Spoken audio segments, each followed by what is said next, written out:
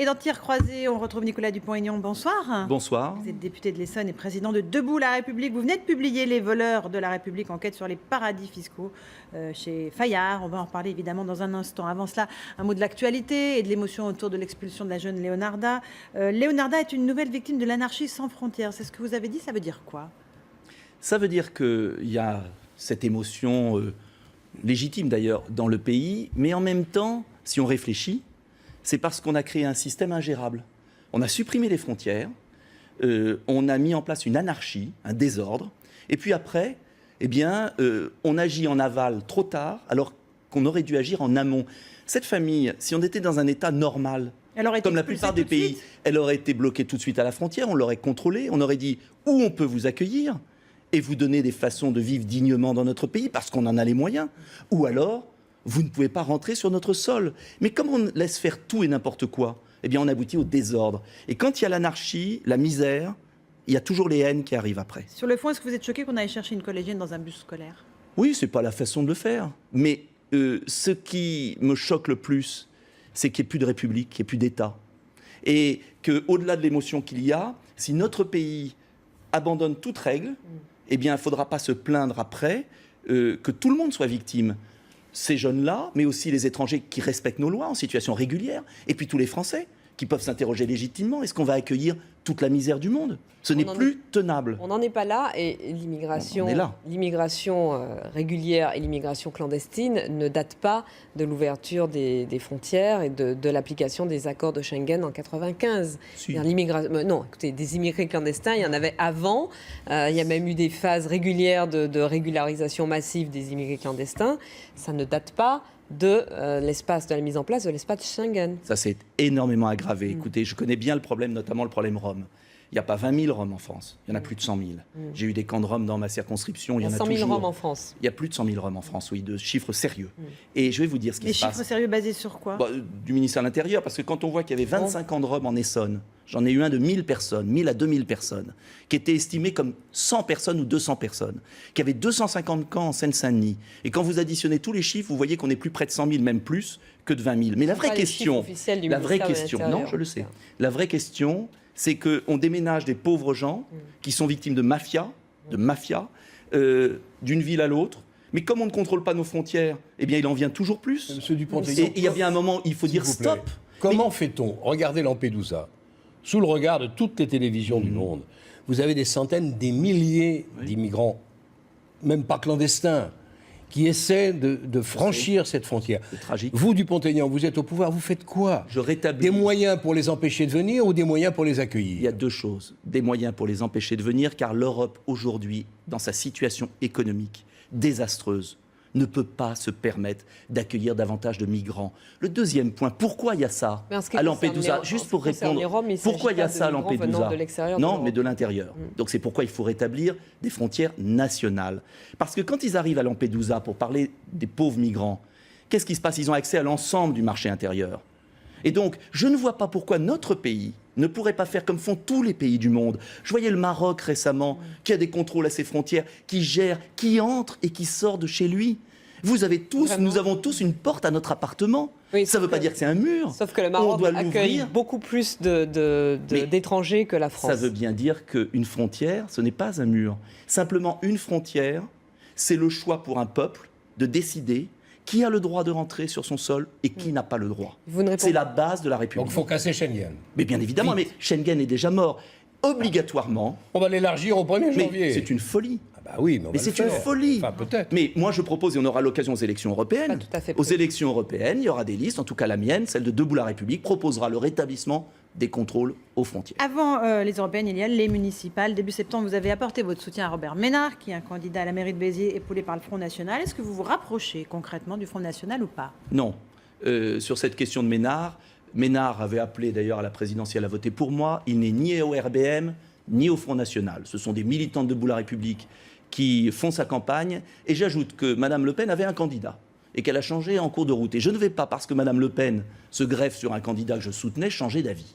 Voilà. Qu'est-ce qui vous différencie de Mme Le Pen? Oh, écoutez, Monsieur Dacier. Non, mais sur le discours, sur le fond et sur vos propositions. Je suis un gaulliste républicain. Et bientôt, Mme Le Pen va l'être aussi, vous savez, gaulliste. Mais elle ne vient pas la même histoire. Et je vais vous dire une chose, je refuse de tomber dans ce piège béant. Monsieur Dacier, il n'y a plus personne en France qui peut croire que le Parti socialiste et l'UMP ont les solutions pour le pays. Personne. Le Parti socialiste et l'UMP se maintiennent au pouvoir uniquement parce qu'ils assimilent toute alternative politique au Front National. Et je refuse ce piège. Et je suis convaincu qu'il y a des millions de Français qui ne veulent plus du système, qui nous tue à petit feu, par les actes qu'ils ont pris et les résultats. Et qui ne veulent pas des extrêmes. On a encore le droit en France d'être gaulliste, patriote, républicain sans être Front National. Mais en tout cas, je le revendique. Ils se maintiennent au pouvoir aussi parce que les Français votent pour eux, peut-être. Mais parce que justement... Le score que vous avez fait à la présidentielle, pour honorable qu'il soit, un 79%, oui, je crois, près d'un à la million de dernière Français, c'est un présidentielle. premier début. C'est pas tout à fait le même que celui de François Hollande, donc on peut peut-être se fier au vote Mais des attendez Français. la suite. Parce que vous croyez que les Français vont accepter d'être gouvernés comme ça, c'est-à-dire il n'y a pas de résultat sur la sécurité, il n'y a pas de résultat sur le chômage, il n'y a pas de résultat sur le pouvoir d'achat, il n'y a pas de résultat sur l'immigration. UMP-PS depuis 30 ans, c'est fini, ils sont morts. La question est de savoir par quoi on va les remplacer. Oui, Est-ce qu'on va les remplacer par le Front National, bonne question. qui est qui a le vent en poupe, parce qu'il n'y a pas d'autre alternative, ou est-ce qu'on va s'adresser aux millions d'abstentionnistes qui veulent retrouver la patrie, mais la République? Et c'est pas la même chose que le Front National. Et moi, j'offre ça. Alors, on verra si je fais mieux la prochaine fois. Est-ce qu'on vous dit que ce soir, il n'y aura pas d'alliance avec les listes du Front National au municipal Mais et on passe à autre chose et on passe au livre? Il n'y en aura pas. Il n'y en aura pas. Il y en a Allez, pas. on va parler un petit peu du Il n'y en a livre. pas, il n'y en aura pas. Le livre, monsieur Dupont-Aignan. Alors, les voleurs de la République, impôts ne payons plus à leur place. Je ne veux pas être désagréable, mais ça fleure un peu le populisme. Pourquoi ? C'est pas un appel à ne pas payer l'impôt? Non. Les voleurs de la République. Je sais bien qu'on a eu un ministre qui n'était pas exemplaire à cet égard. Donc on puisse dire.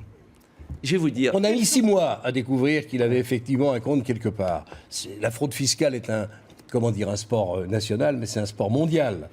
Qu'est-ce que vous avez découvert de plus dans son livre qu'hélas nous ne sachions déjà depuis fort longtemps? J'ai enquêté pendant 9 mois, un peu plus de 9 mois, avec Alain Bocquet, député communiste, pas du tout du même bord politique. Et ce qu'on a découvert est effrayant. On a découvert que notre pays avait baissé la garde, pas face à la petite fraude, l'artisan qui n'a pas eu le temps de déclarer, le particulier, etc., face à une grande fraude en borne organisée de criminels. Et nous avons découvert que d'autres pays, plus libéraux que nous, c'est curieux, les États-Unis, l'Angleterre, la Belgique, l'Allemagne, luttaient avec efficacité contre ces grands criminels. Et quand je vois l'État belge qui récupère chaque année 1 milliard d'euros sur la grande fraude à la TVA, les escroqueries, sociétés écrans, des criminels, trafic de drogue, et que nous, en France, on perd 10 milliards parce qu'on ne se donne pas les moyens d'y arriver, j'explique dans mon chapitre 4 tout cela, je me dis que la hausse de TVA qu'on va avoir au 1er janvier, quand je vois les petites mamies chez moi qui, pour la première fois, vont payer l'impôt, alors qu'elles ont 800 euros de retraite par mois, quand je vois que les classes moyennes sont matraquées, que les artisans peuvent plus s'en sortir, ça me révolte. Et je sais qu'il y a des solutions. Alors lesquelles? Et je les propose. Des choses très simples. Très concrètement. Très concrètement, par exemple, déclaration mensuelle de TVA pour casser les sociétés écrans, interdiction des prête-noms, avec un entretien quand on crée son entreprise, comme en Angleterre, croisement des fichiers de la justice, de la police et du fisc, ce que Bercy ne veut pas faire. On a reçu tous les grands ponts de Bercy. Ah, tout va bien. Il y a 10 milliards de perdus. Tout va bien. Bref, des mesures simples, achat des listings, comme fait Mme Merkel, mise à l'index des entreprises multinationales, comme fait M. Cameron, qui pourtant a baissé l'impôt sur les sociétés, mais qui met à l'index les sociétés multinationales qui planquent leur argent dans les parasites fiscaux. Néanmoins, donc c'est une action, monsieur, j'appelle parasite. Bon, vous ne pouvez pas nier néanmoins que depuis 2007-2008, la crise, des progrès incontestables ont été faits, notamment en Suisse, contre une partie de la fraude fiscale et notamment la transparence bancaire. Alors, je vais vous dire, monsieur Dacier, franchement, en parole, oui, il y a des progrès. Il y a la fameuse loi FATCA américaine qui va permettre la transparence des comptes bancaires. Mais on est encore très loin dans notre pays. Et il y a une chose que je propose dans mon livre, c'est que l'argent qu'on récupère sur la fraude, on ne l'utilise pas pour augmenter les dépenses publiques ou même pour combler les déficits, qu'on l'utilise pour baisser l'impôt sur les PME qui créent de l'emploi et qui réinvestissent leurs bénéfices en France. Ça, c'est concret. C'est pas un livre pour dénoncer le voleur en disant « Ah, il y a des voleurs et on paye à leur place ». C'est un livre pour dire qu'on peut y arriver. Et entre nous, on parlait du Front National tout à l'heure, mais si nos hommes politiques proposaient des choses concrètes et les mettaient en œuvre, je peux vous assurer que les Français reviendraient à un sentiment plus paisible. Et c'est ça l'enjeu, que ce soit sur la fraude fiscale, sur la sécurité, sur l'immigration, on n'a pas parlé, mais ce qui se passe en Bretagne est scandaleux à cause de la concurrence déloyale de l'Allemagne, avec des salaires de misère. Qui en parle de ça ? Un mot sur le second tour virtuel de l'élection présidentielle entre François Hollande et Marine Le Pen. Vous voteriez pour qui ? Mais je ne vais pas tomber dans ce piège, puisque justement, je veux présenter une offre patriotique, réfléchie, paisible et rassembleuse. Voilà, c'est ça l'enjeu. Tout le reste. Donc, vous blanc, n'allez pas nous vote enfermer blanc. dans ce piège. On est à combien, 4 ans, 3 ans Mais 3 c'est- ans. ça On a arrive encore du vite. temps. Je sais que ça arrive vite, mais il n'y aura peut-être pas M. Hollande. Vous serez candidat en tout cas. Oh, j'en sais rien encore. Moi, je pas. Vous disiez tout à l'heure que vous feriez probablement mieux la prochaine fois. Et pourquoi J'ai n'êtes-vous compris pas que vous étiez davantage candidat en entendu 2017. quand J'ai dû même, me monsieur couper. Dupont-Aignan? Allons. Vous avez... J'ai dû parler un peu vite. Ah, mais, vous avez parlé un peu c'est vite. mon subconscient qui a mais parlé. vous l'avez dit. Je l'ai dit, je le maintiens. Nicolas Dupont-Aignan était notre invité, les voleurs de la République, enquête sur les paradis fiscaux aux éditions Fayard. Merci à vous de d'être votre venu ce invitation. soir sur iTélé. Dans un instant, le journal avec Romain Desarmes. On reviendra bien sûr sur les manifs lycéennes et sur la réouverture de l'affaire du suicide de l'ex-compagne de Bertrand Cantat. À tout de suite.